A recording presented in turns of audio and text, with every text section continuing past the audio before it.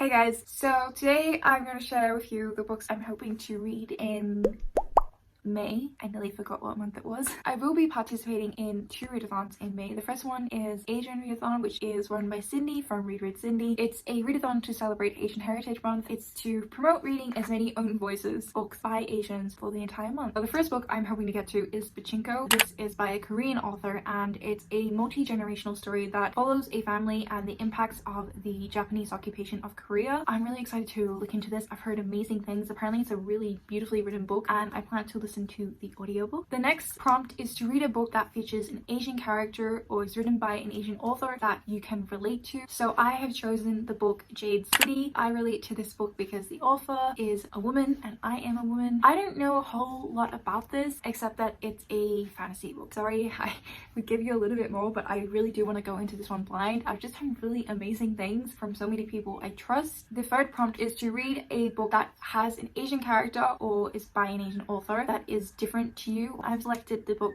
Bro Saga. I selected this because the author is male and I am not male. This is also by a Filipino author. I've heard incredible things about this. This is another Asian fantasy and it kind of sounds like Pokemon, which has me so intrigued. Like I want to know what that means and I loved Pokemon growing up. The fourth prompt is to read a book recommended to you by an Asian. So I messaged my friend Donna for a recommendation and she told me to pick up Book Love by Debbie Tang. This is a graphic novel and apparently it's all just about loving books, so Donna thought I would really love it because it's just about being a bookworm, which I think sounds so fantastic, and it's going to be really nice to just have a really short graphic novel amongst all the other books I'm planning to get to. The final prompt for the Asian, well not prompt, but the final kind of challenge I suppose is to read the group book, and the group book is Little Fires Everywhere by Celeste Ng. This I believe is a domestic drama story. I believe it deals with a white family adopting a Asian baby and then the biological mother of that Asian baby lives in the same neighborhood. I'm also planning on participating in Believathon, so it takes place from the 11th of May to the 14th of May, and this is a readathon centered around reading middle grade books, and it is hosted and created by Gavin by How to Train Your Gavin. I will have him linked and I'll have everything linked down below,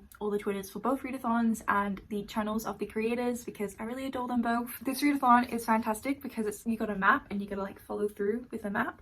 So we start off at the Poacher's Inn, and for that you have to read the first book in a series. I'm reading A Pinch of Magic by Michelle Harrison. This book I have not heard a bad word about. Like everyone who reads this book seems to love it. All I know is that it follows 3 sisters and it has something to do with a curse, and I believe the sisters go on a quest to remove the curse. I kind of avoid hearing too much about this because I do want to go in as blind as possible, and honestly so many people whose opinion I trust seems to adore the story, so I'm expecting the exact same. The next stop I'm going to be going to is Baba Yaga's house, and for this I have to read a book that's featuring a family relationship. So I've decided that I'm going to pick up the sequel to this book, which is called A Sprinkle of Sorcery, and obviously like I said we're following 3 sisters. I'm assuming that the second book is also following the 3 sisters, so we have the family relationship ticked off. I'm then going to go to the destination 100 Acre Wood, and for this I'm going to read Fablehaven. Now this is a middle grade book that's been on my radar for a really long time. I believe this book follows 2 children who go to their grandparents' house, and then in their grandparents' backyard, which I believe leads onto a forest, they find like not a normal forest but a magical forest, and it's called Fablehaven I think, and it's about them going to that and getting lost and all the adventures.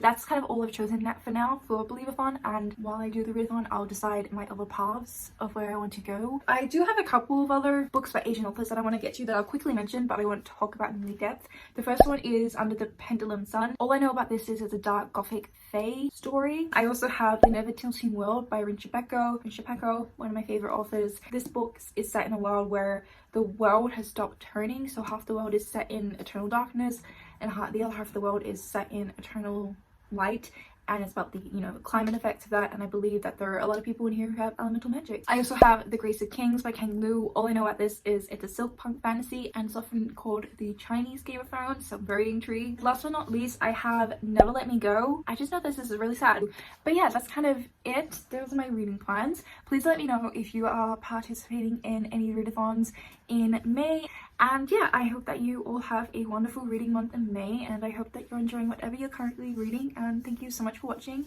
and I hope to see you next time. Bye!